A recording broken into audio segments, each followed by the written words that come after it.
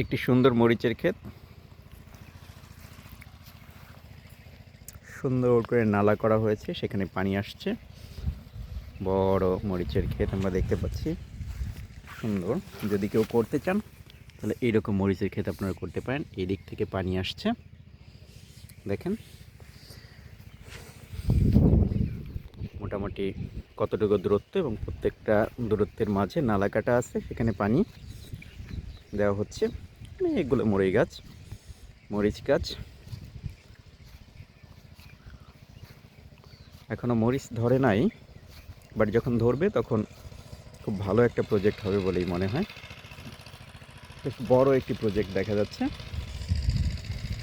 সিস্টেমটা অত্যন্ত সুন্দর।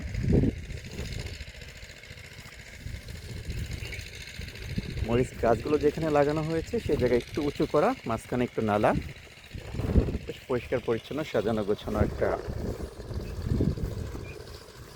মরিচের বাগান।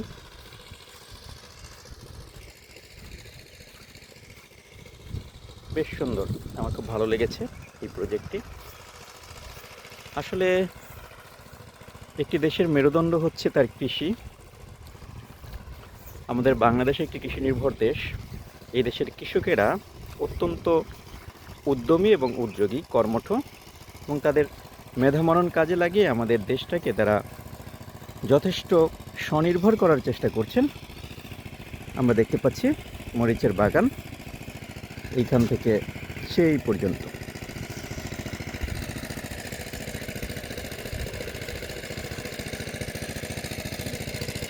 আরও কিছু জায়গা তারা উঁচু করে জাংলা দেওয়া, আমাদের গ্রামের ভাষায় যেটাকে বলি জাংলা দেওয়ার মতো একটা ব্যবস্থা করে রেখেছেন। সম্ভবত এখানে লাউ চাষ হতে পারে, লাউ, সিম, ধুন্দল, ঝিঙা এগুলোর চাষ হতে পারে।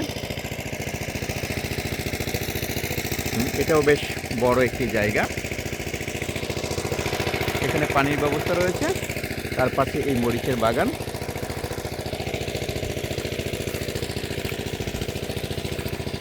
মরিচ ক্ষেত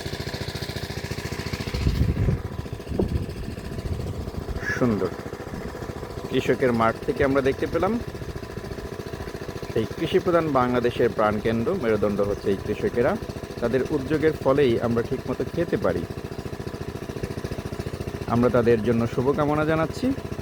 তাদের এই উদ্যোগ অব্যাহত থাকুক, তারা দেশকে এগিয়ে নিয়ে যাওয়ার জন্য চেষ্টা করুক, সেইটাতে তাদের জীবনও ভরে উঠুক সুখ এবং সমৃদ্ধিতে। ধন্যবাদ।